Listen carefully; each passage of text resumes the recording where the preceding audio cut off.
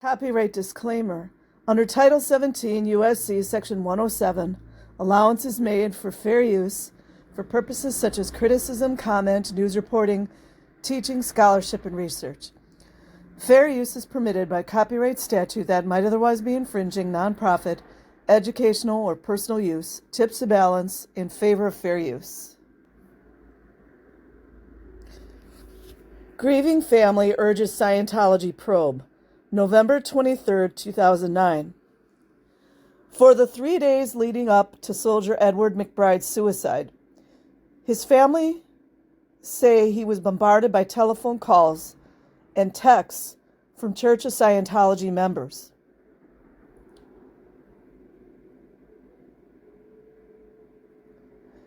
The family believe the church played a major role in his death, but have spent the past 2 years without answers or recourse. Now is the time, isn't it? Now they've urged the federal government to initiate an inquiry into the controversial religious group under fire following recent allegations of blackmail, sanctioned beatings, forced abortions, and financial fraud. Independent Senator Nick Xenophon last week made a scathing parliamentary attack on Scientology, accusing it of using religion as a front for criminal activities. Yeah, imagine that. It's still going on today. And imagine that the LAPD is just all about it. He wants the organization to be investigated by Parliament, a call which has so far won the backing of the Australian Greens, but not the government or opposition. Cha-ching, cha-ching.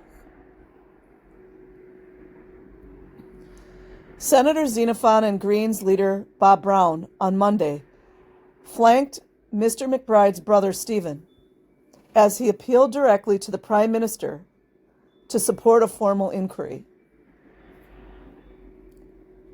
Police investigating his younger brother's death in 2007 had been stymied by the church, which failed to provide personal audit files as requested, Stephen McBride said. Like, they're the only organization I've ever seen in my life that they don't have to follow the laws, or when the police request files, they just don't give them. Did I miss something here?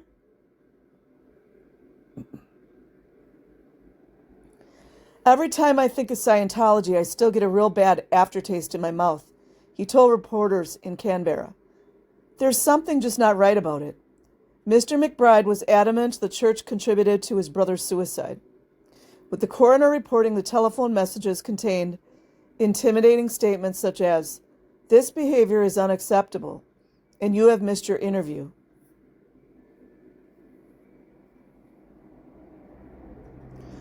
Wouldn't it be nice if we could publish those messages? I wonder if there's a way to do that.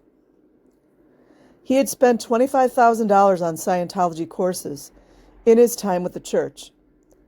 The bombardment of 19 telephone messages backed him into a corner with no room to breathe. Yeah, that's how they do it, Mr. McBride said. And also, too, a lot of us are feeling sorry for some of the people that have been abusing people. So, I don't know, man. I can't feel sorry for everyone. We've been through hell the last 2 years. Please don't let my brother's death be in vain. Senator Xenophon has yet to win the support of the government. Hail Satan. Despite Prime Minister Kevin Rudd saying last week he also had concerns about Scientology. It doesn't seem the numbers are there yet, but I will continue to build my case, he said, adding this was not a crusade against freedom of religion. Yeah, they always use that. This is a hell of a week, and I think we are distracted with other issues, but I think it's inevitable there will be an inquiry, one way or the other. Senator Brown, who labeled Scientology a cult, said he would be angry if the government and coalition quashed any move for an inquiry. I'm pretty sure that is what they did. Meanwhile, the Church of Scientology has rejected allegations raised in federal parliament about the death of a 14-month-old girl 9 years ago. Senator Xenophon last week said, correspondence from former members had implicated the church in a range of crimes including forced imprisonment, coerced abortions, intimidation, and blackmail. 8 letters from former members of the church were tabled in Parliament, including one from Paul David Schofield, who said his toddler daughter Lauren fell down some stairs to her death after being allowed to wander around one of the church's Sydney buildings. My question is, how many more children have died? How many more? How many little skeletons do they have buried in their organizations? Let's just be honest. You guys know Moloch's ruling, right? My wife and I were actively discouraged from seeking compensation from the church, he wrote. I was also encouraged by church executives, prestigious executives, to request no coronial inquiry into her death, something I stupidly agreed with at that time. But the church on Monday said the allegations were false. Deny, deny, deny. Based on detailed evidence, Deputy State Coroner Jacqueline Millage ruled that Lauren's death was an accident and that an inquest was unnecessary. The church's spokeswoman, Virginia Stewart, said in a statement. Isn't that great, you guys? Ms. Stewart also rejected suggestions Lauren was allowed to wander around the stairs while under the church's care. Well, obviously she was. Freaking moron.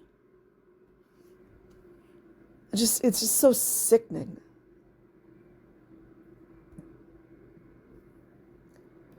Two witness statements attest that Lauren was in the care of her father, Paul Schofield, and 3 teenagers. They love that word teen. What is all the obsession with teen? Trying to cover something up? And 3 teenagers at the time of the accident, she said. Notice they don't list their names. She was not wandering the stairs by herself, but rather walked to the top of the stairs while she and a group of small children were being moved from one room to another under close supervision. These are the nannies they talk about. You guys know how they use the children as nannies? And I'm going to swear, if you guys don't like it, just turn it off. This bitch,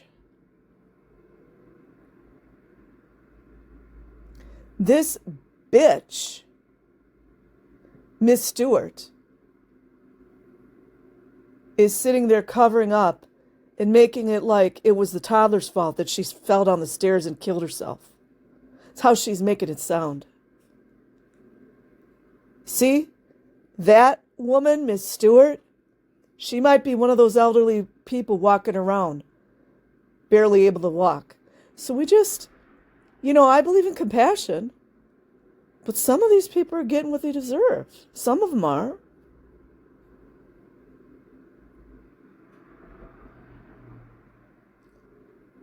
Both witness statements clearly attest that Paul Schofield was a matter of a few meters away from his daughter when she fell down a flight of stairs. That's called aiding and abetting. When you make statements that are false. Perjuring yourself. Perjuring. They're perjuring. Well, you guys knew Scientologists would be good at that, right? Based on detailed evidence, Deputy State Coroner Jacqueline Millage ruled an inquest into Lauren's death was unnecessary. Here's his, I guess that's the Miss Stewart bitch still talking.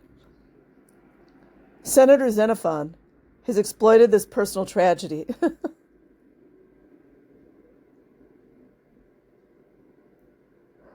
There's so much that I would like to say. And made some shocking and untrue allegations to impugn the reputation of the Church of Scientology. No, Miss Stewart, you did it to yourself. All of you covering up all these crimes, that's what you guys do to yourselves. And anyone aiding and abetting in these crimes, perjuring themselves in the court of law, you're going to pay eventually. So I'll leave a description. I'm sorry. I will leave the link in the description box. Like and subscribe if you choose. Otherwise, have an amazing day or night, wherever you are. Peace.